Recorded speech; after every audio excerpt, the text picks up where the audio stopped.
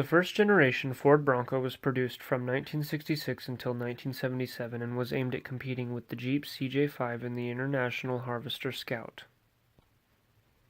The most common year for the first gen is the 74 with 25,824 models made. The very next year, 75, was the most uncommon with only 13,125 made. The Bronco was built using box section body-on-frame construction, and it was built on its own chassis, which means that unlike its distant cousin, the Mustang, which shared its chassis with the second-generation Ford Falcon, the Bronco shared its chassis with no other Ford-produced vehicle. The Ford Bronco was produced at the Wayne, Michigan plant in the United States and was introduced in three separate models: the three-door wagon, the two-door pickup, and the no-door roadster, which would be withdrawn in '68. The pickup would stick around 4 years longer, being withdrawn in '72. The '77-year model would be the only model to receive hinged doors rather than the original exterior gas caps. The wheelbase for the first-gen Bronco was 7 foot 8 inches, which was sized between the CJ5 and the Scout. The length was 12 feet 7.5 inches, the width was 5 feet 8 inches, and the height was 5 feet 11.5 inches.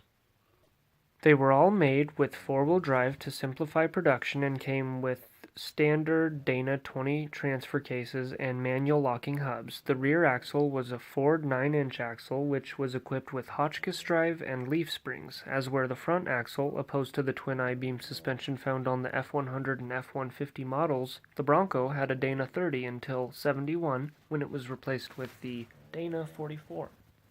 The first gen's front axle was coil-sprung with a lateral track bar, which allowed for a 34-foot turning radius, long wheel travel, and anti-dive geometry for snow plowing. Heavier-duty suspension as well as front air springs were available as options. Several other options were offered through Ford and its dealers, including front bucket seats, a rear bench seat, a tachometer, a CB radio, an auxiliary gas tank, power takeoff, a snowplow, a winch, and a post-hole digger. In '67, a sports package became available for the wagon variant, distinguishable by the red painted Ford lettering on the grille. To comply with federal regulations, backup lights were added in '67, as well as side marker lamps in '68. In '72, the Ranger trim package became the top of the line, offering body stripes, model-specific wheel covers, cloth seats, wood grain door panels, and a carpeted interior. In '75, the Bronco Sport and Bronco Ranger received the two-spoked steering wheel from the F-Series. At its launch in '66, the Bronco came with a 170 cubic inch inline-six derived from the Ford Falcon.